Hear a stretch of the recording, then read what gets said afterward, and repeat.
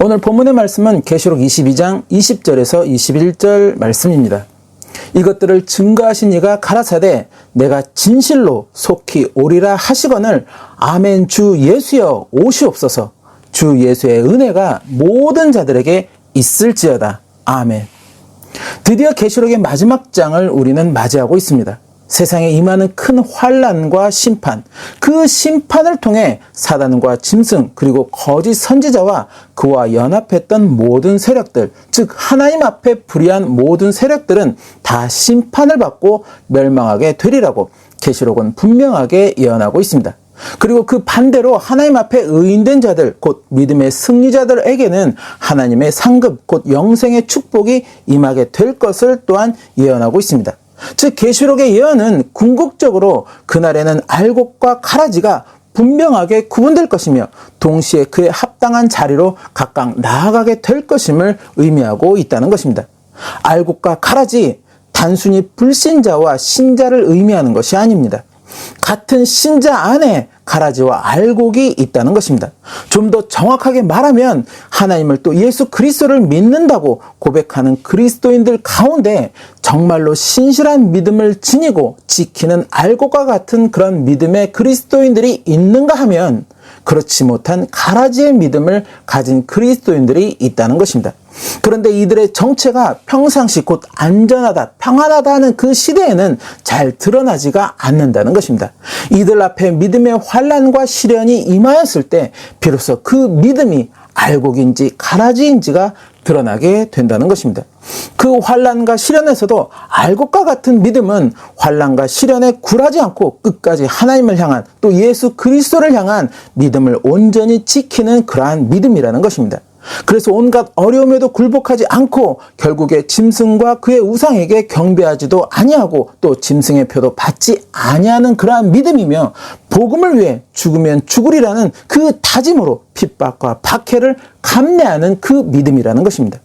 그러나 그 반대인 가라지의 믿음은 환난과 시련에 결국에 굴복하고 마는 그러한 믿음이라는 것입니다. 그렇게 짐승과 그의 우상에게 경배하며 또 짐승의 표를 받는 그 믿음이라는 것입니다. 자신의 유익을 따라서 또는 자신을 향한 어떠한 핍박이나 박해를 피하기 위해서 결국에 하나님을 또 예수 그리스도를 배반하는 그 믿음이 바로 가라지의 믿음이라는 것입니다. 바로 이러한 알곡과 가라지의 믿음이 환난과 시련 가운데 분명하게 구분되고 드러나게 되리라는 것입니다. 그렇게 알곡과 가라지가 드러나고 알곡의 믿음은 주님의 품으로 또 가라지의 믿음은 영원한 불과 유황의 못으로 나뉘어 각각 나아가게 될 것을 계시록은 예언하고 있으며 초림으로 오신 주님은 이것을 이미 비유의 말씀을 통해서 또한 전하셨다는 것입니다. 마태복음 13장 37절에서 40절 말씀. 대답하여 가라사대 좋은 씨를 뿌리는 이는 인자요 밭은 세상이요 좋은 씨는 천국의 아들들이요 가라지는 악한 자의 아들들이요 가라지를 심은 원수는 마귀요 추수 때는 세상 끝이요 추수꾼은 천사들이니 그런즉 가라지를 거두어 불에 사르는 것 같이 세상 끝에도 그러하리라. 이러한 모든 환상과 계시의 말씀을 보고 들은 사도 요한, 그는 이제 마지막 고백을 남기며 계시록의 말씀을 마무리하게 됩니다. 주 예수여 오시옵소서. 예수님의 재림을 갈망하는 찬양 가운데 마라나타라는 복음성가가 있습니다. 이 복음성가 제목인 마라나타라는 말은 원래 초대교회에서 자주 사용했던 일종의 기도 구절이었다고 합니다. 이 기도 구절을 헬라어 음대로 기록한 것이 바로 마라나타라는 것입니다. 어쨌든 이 마라나타라는 말의 본 뜻이 바로 주여 오시옵소서라는 것입니다. 즉 초대교인들이 이 말을 기도 구절로 자주 사용하였다는 것은 초대교인들 역시도 예수님의 재림을 간절하게 사모하고 있었다는 것입니다. 로마와 전통 유대교를 따르는 유대인들의 그 모진 핍박과 박해 속에서도 예수 그리스도의 복음을 믿고 따르던 초대교인들은 이 예수님의 재림이 속히 임하기를 정말로 간절하게 사모하고 있었다는 것입니다.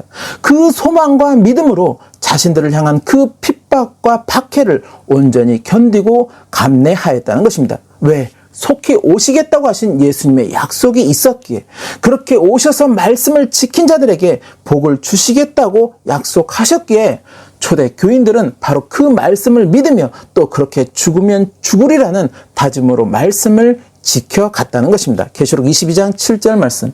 보라 내가 속히 오리니 이 책의 예언의 말씀을 지키는 자가 복이 있으리라 하더라.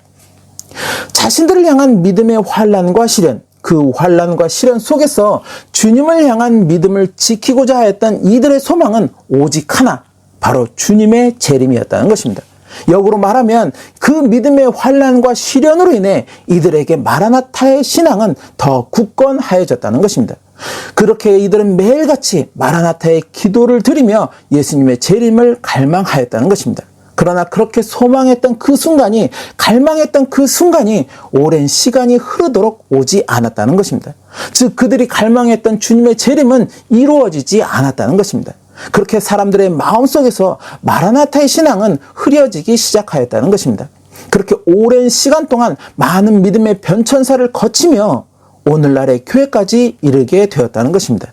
그래서 이제 마라나타의 신앙은 거의 사라진 듯한 그런 교회 모습들을 보게 된다는 것입니다. 그런데 그 사라진 듯한 이 마라나타의 고백들이 이제 다시 서서히 그 외침을 시작하고 있다는 것입니다. 왜일까?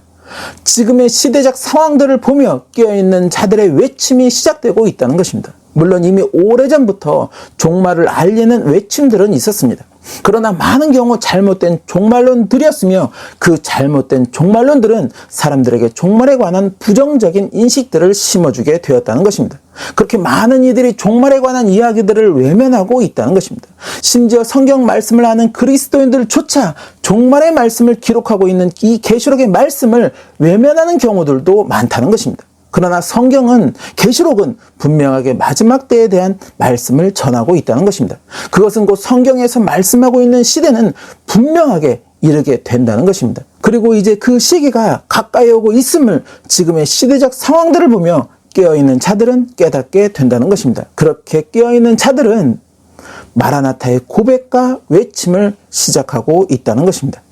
많은 이들이 또 많은 곳에서 암울한 미래를 이야기하고 있고 또 전례가 없던 그 이상 현상들이 계속해서 발생하고 있다는 것입니다.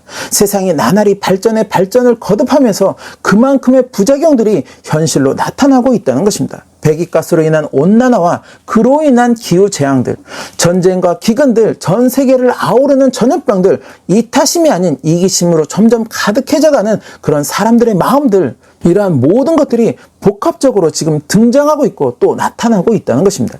그리고 전례가 없었던 수많은 이상 현상들이 여기저기서 보고되고 있고 미래를 예측하는 전문가들 역시도 앞으로의 미래는 결코 희망적인 미래가 아님을 이야기하고 있다는 것입니다.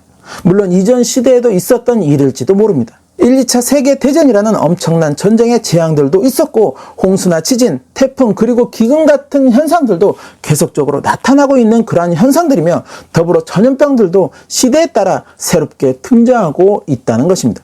그러기에 일부에서는 지금 나타나고 우려되는 이러한 현상들 역시도 결국에는 그저 지나가는 한 시대의 현상들이고 어려움일 것이라고 말하기도 한다는 것입니다. 네, 물론 그럴 수도 있습니다. 그래서 이 또한 하나의 시대적 역사로 흐를 수 있을지도 모릅니다. 그러나 또 그렇다고 하기에는 지금 발생하고 있는 이러한 현상들이 전 세계적으로 또 복합적으로 발생하고 있다는 것입니다. 코로나라는 전염병이 전 세계를 위협하면서 이제 전염병의 발생은 어느 지역적 한계에 머물지를 않는다는 것입니다. 그리고 기후 이상에 따른 이상 현상들이 또 경제 공황으로 인한 세계적인 경제적 기근들이 전 세계에서 동시다발적으로 나타나고 있다는 것입니다. 더불어 현재 러시아와 우크라이나 전쟁이 3차 대전으로 이어질지도 모른다는 우려를 낳고 있다는 것입니다. 3차 대전은 곧 핵전쟁이고 핵전쟁은 전쟁의 승패와 관계없이 상상하지 못할 피해로 다가오게 될 것이기에 많은 이들이 이것을 우려하고 있다는 것입니다. 이처럼 현재 발생하고 있는 현상들이 또 우려되고 있는 일들이 복합적으로 등장하게 되고 또 많은 전문가들조차 암울한 미래를 예측하고 있기에 종말에 관한 긴박성이 점점 고조되면서 마라나타의 외침이 울리기 시작하였다는 것입니다. 더불어 초림 예수님은 이러한 일들이 일어난 것을 보거든 그것은 곧 재난의 시작이 된다는 것을 이미 말씀하여 주셨다는 것입니다. 마태복음 24장 3절에서 8절 말씀. 예수께서 감람산 위에 앉으셨을 때 제자들이 종용이 와서 가로되 우리에게 이르소서 어느 때에 이런 일이 있겠사오며 또 주의 임하심과 세상 끝에는 무슨 징조가 있사오리이까. 예수께서 대답하여 가라사대 너희가 사람의 미혹을 받지 않도록 주의하라. 많은 사람이 내 이름으로 와서 이르되 나는 그리스도라 하여 많은 사람을 미혹해 하리라. 난리와 난리 소문을 듣겠으나 너희는 삼가 두려워 말라. 이런 일이 있어야 하되 끝은 아직 아니니라. 민족이 민족을 나라가 나라를 대적하여 일어나겠고 처처에 기근과 지진이 있으리니 이 모든 것이 재난의 시작이니라. 재난의 시작, 그것은 곧 알곡과 가라지의 믿음이 분명하게 구분되고 나뉘는 그 시작이 된다는 것입니다. 더불어 가라지를 향한 하나님의 심판과 알곡을 향한 구원의 상급이 이제 곧 임박하였음을 알리는 그 징조가 된다는 것입니다. 그러게 말씀을 알며 이러한 징조를 깨닫는 자들은 자신의 믿음을 점검할 수 있어야 한다는 것입니다. 내 믿음이 주님이 인정하시는 알곡과 같은 믿음이 되는 것인지 아니면 그 반대인 가라지의 믿음이 되는 것인지를 돌아볼 수 있어야 한다는 것입니다. 주님을 향한 내 믿음을 점검하지 못한다면, 돌아보지 못한다면, 그렇게 임박한 그 날을 지금의 이 상태로 맞이하게 된다면 자칫 우리는 주님의 상급을 소망하면서도 불구하고 가라지의 믿음으로 전락할 수 있다는 그 경각심을 가져야 한다는 것입니다. 이러한 시대임에도 아이러니하게 많은 그리스도인들이 예수님의 재림을 소망하고 있지 않다는 것입니다. 아니, 입으로는 예수님의 재림을 소망한다 말하지만 정작 그 믿음의 행태나 신앙의 삶은 오히려 소망과는 정반대의 모습들을 보이고 있다는 것입니다. 불신자들과 다를 바 없는 그 신앙의 삶, 이타심이 아닌 이기심으로 가득한 신앙인들의 그러한 모습들, 이웃을 향한 사랑보다 오직 자신의 유익만을 찾고자 하는 그 모습들로 인해 오늘날의 기독교는 점점 그렇게 사람들의 마음에서 멀어져만 가고 있다는 것입니다. 나에게 과연 마라나타의 믿음이 있는가? 마지막 때를 살아가는 우리는 바로 이 물음을 내 마음에 품고 살아가야 한다는 것입니다. 당장 내일이라도 예수님의 재림이 임한다면 과연 나는 기쁨으로 그 앞에 설 수 있겠는가? 이 물음으로 오늘 나의 믿음을 돌아볼 수 있어야 한다는 것입니다. 마라나타의 신앙, 바로 예수님의 재림을 준비하는 신앙이라는 것입니다. 많은 분들이 예수님의 재림을 준비하는 신앙이라고 하면 종말론을 생각하기도 하십니다. 물론 예수님의 재림은 세상 종말에 이루어지는 일입니다. 그러나 그렇다고 해서 일부 종말론자들의 잘못된 신앙의 모습은 결코 아니라는 것입니다. 하나님을 또 예수 그리스도를 믿는 자라면 누구나 가지고 있어야 하는 그런 신앙이며 또 때와 시기를 막론하고 반드시 가지고 있어야 하는 신앙이라는 것입니다.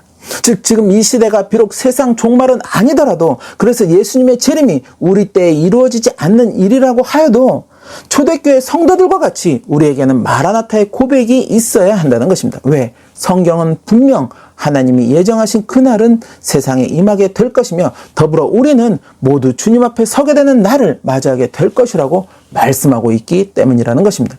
초대교회 성도들이 그토록 간절하게 마라나타를 외쳤는데도 불구하고 예수님의 재림이 이루어지지 않았다고 해서 그들의 삶이 헛된 삶은 아니었다는 것입니다. 그들은 그 고백과 외침을 통해 결국 믿음의 승리자들이 되었다는 것입니다. 그리고 주님은 분명하게 그들이 흘린 피를 반드시 신원하여 주실 것이라고 또한 약속하시고 있다는 것입니다. 저는 이따금 마라나타의 고백을 하면서도 불구하고 두려움이 느껴질 때가 있습니다. 과연 주님 앞에서 내 모습이 온전히 기쁨으로 서게 되는 그러한 모습이 될 것인지, 아니면 두려움으로 가득한 모습이 될 것인지, 지금 내 모습에 확신이 들지 못할 때가 있기 때문입니다. 오늘 주님이 내 생명을 취하신다고 하실 때 혹시나 여전히 회개하지 못한 나의 모습이 있는 것은 아닌지, 그래서 주님 앞에 기쁨이 아닌 두려움으로 서게 되는 그런 내 모습이 되는 것은 아닌지, 바로 이러한 것을 생각할 때 내 마음의 두려움을 느끼게 된다는 것입니다. 스데반 집사와 같이 또 예수님의 사도들과 많은 믿음의 선진들과 같이 내 생명을 마감하는 그 시점에서도 내 눈은 오직 주님을 바라보며 그렇게 마음의 근심이나 두려움이 아닌 이제 드디어 주님 앞에 나아간다는 그 기쁨으로 충만해야 할 것인데, 그때 과연 나에게 그러한 기쁨이 있게 될 것인지 이러한 의문이 들 때면 절로 주님 앞에 회개와 주님의 긍휼을 구하는 기도가 나오게 된다는 것입니다. 주님이 사도 요한을 통해 전하시는 계시록의 말씀에 가장 핵심적이고 본질적 의미는 바로 마라나타의 고백을 가지라는 것입니다. 그 고백과 더불어 그에 합당한 삶, 곧 그날을 예비하며 껴있는 삶을 살아가라는 것입니다. 지금의 때와 시기가 어떠하든, 즉 종말을 앞둔 마지막 때와 시기든 아니든 그에 관여하지 말고 마라나타의 고백을 결코 놓지 말라는 것입니다. 데살로니가전서 5장 1절에서 2절 말씀. 형제들아, 때와 시기에 관하여는 너희에게 쓸 것이 없음은 주의 날이 밤에 도적같이 이를 줄을 너희 자신이 자세히 알미라. 바로 그 삶이 나의 믿음을, 또 나의 신앙의 삶을 말씀에 굳건하게 하는 삶이 되는 것이며, 주님이 인정하시는 이기는 자의 삶이 된다는 것입니다. 그리고 이것이 바로 마라나타의 신앙이라는 것입니다. 계시록의 말씀을 마치면서 소망하게 됩니다.